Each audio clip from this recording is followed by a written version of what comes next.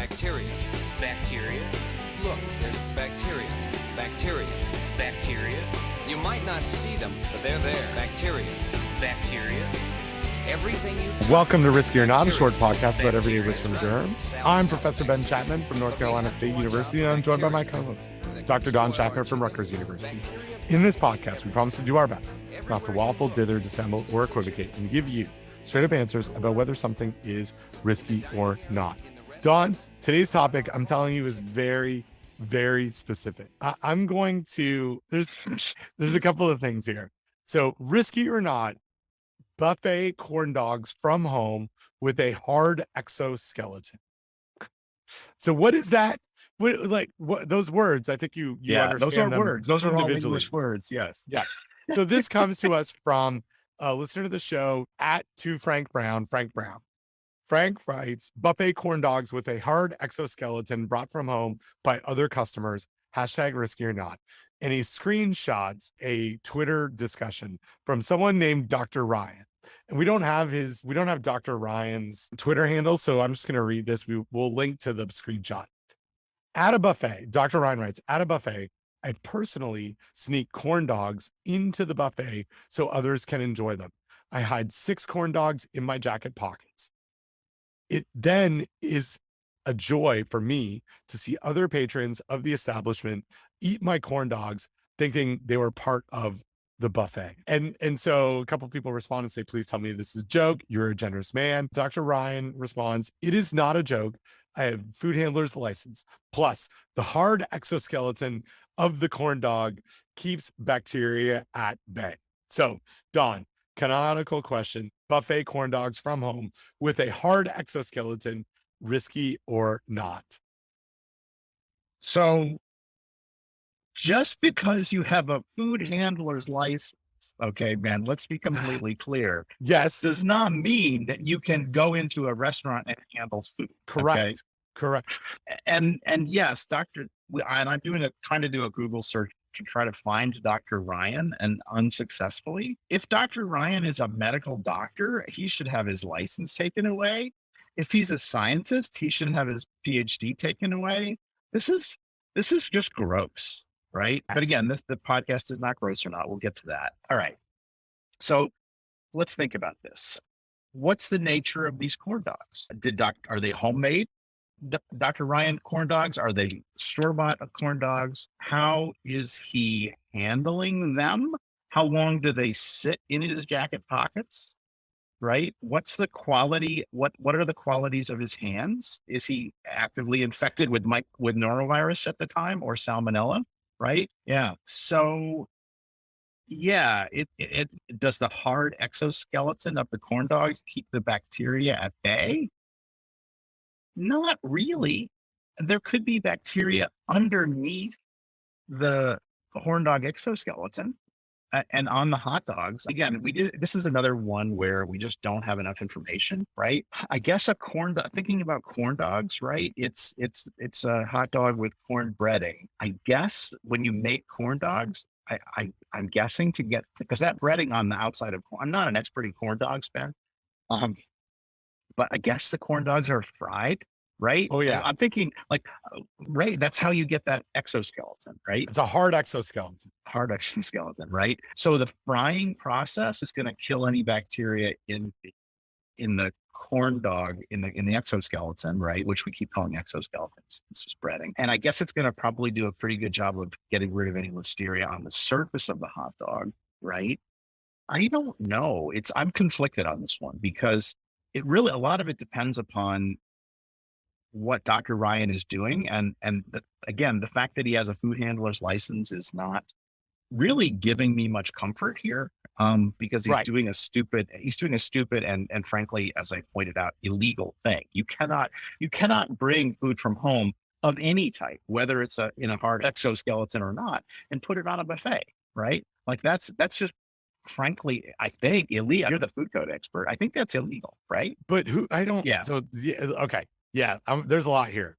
Right. Yeah. So you're So undecided, right? Like that's I'm undecided, but leaning towards risky, just because the because we just don't know enough about this Dr. Ryan character and his hands, right? It's probably not going to result in illness. I just hate to give again, it's yeah, I just hate to give an endorsement to this, but it's again, like thinking about it from the way we often approach these. What are the scenario if he's sick with norovirus, it's definitely has a possibility of making somebody sick, but the chances that he's sick from norovirus are small. There's a possibility there's bacteria on the corn dogs with between the inside the exoskeleton, right? So it's not about the exoskeleton protecting that really. There, yes, bacteria are not going to grow on the fried casing, right? Bacteria could grow on the inside, but they're probably not pathogens there because of the frying process. I don't know. I guess maybe I'm talking myself into not risky, just because it's hard to think of. There are again, there's risks associated with everything, but what we try to do on the podcast is talk about probability and likelihood, and I don't think there's a high chance that this is going to make somebody sick. I guess I'm talking. I started off as leaning towards risky, and I think I'm talking myself into not risky. But I'm gonna let me pencil in a not risky. Let me first of all state emphatically this is illegal, and Dr. Ryan could go to jail for this. Right? You can't do this. Right? I don't. So I'm not sure. Yes, I think it's illegal, but it's not illegal under the food code. Like, yeah. So because in this situation, right, you're running a buffet. Like who gets charged, right? Because the food code doesn't apply to our friend, whatever his name is, Dr. Rob. Is that it? Dr. Ryan? Yeah, Dr. Ryan. It doesn't because he's not running a restaurant.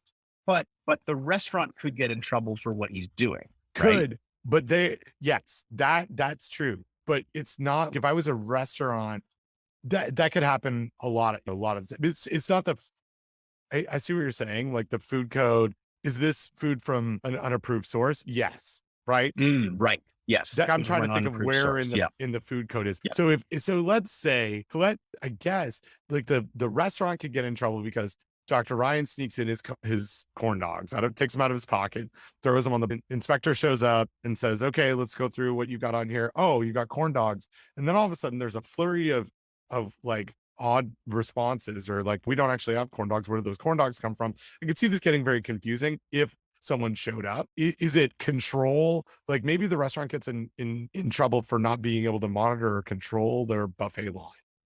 Right. Anyway, I'm down a like rabbit hole here. I think so. And the other part is, I don't know if Dr. Ryan, I don't know this is a good question for our friend Bill Marler, but I don't know what this person would get charged with other than like intentional adulteration. Bioterrorism? Yeah, exactly. Yeah. So maybe it fits under that. Okay. But this is where, so all of the things that you talked about, right? What I'm most concerned about is the temperature control of these cooked hot dogs. Yes, deep fried's gonna help. What's the internal temperature of the hot dog get to, whether it's commercially prepared or if it's homemade? And do you think that Clostridium perfringens could be in that hot dog? That's what I'm thinking. That's right? Because you're right. Because Bacillus or Clostridium spores could survive the frying process, and then depending upon how long these ride around in his coat pocket, yes, that's a really good point. So I think that's where I'm going with this. I found in my quick Googling some sort of a document that FSIS published a while ago, 2008, a demonstration of the application of C. perfringens risk assessment for estimation of risk management metrics. In here, they use hot dogs. And so selection of food type, selection of hot dogs, caveats on the use of hot dog data, modification risk assessment model to use only hot dogs. I don't know all of the reasons why this is the case, but it makes me think that you could have Clostridium spore contamination in hot dogs. And so I think that there are risks associated with that if there was temperature control issues. So I think the big thing is, assuming all the food handling is done correctly, it's temperature control of the hot dogs while in the pocket that I'm worried about the most. Yeah. And whatever. I don't think he's putting steaming hot dogs in his pockets. Show title, by the way, if we were doing a different show. But right, like that. So I'm going to go risky with all of that. I was with you though. I think there's a lot of reasons why this is not risky, that's my line to risky. Yeah. So, and you're Yeah, you're with me on this. Yeah, you could. Preventions is a good call, right? Well, there you go. I did it. I convinced you. I think we've got 2 riskies, right? Yes. All right. This has been another episode of Risky or Not.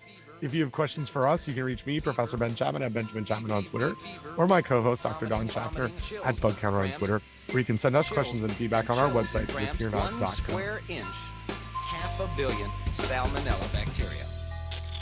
These bacteria really sound serious. They are when they're left unchecked, and it could mean a trip to the hospital for someone.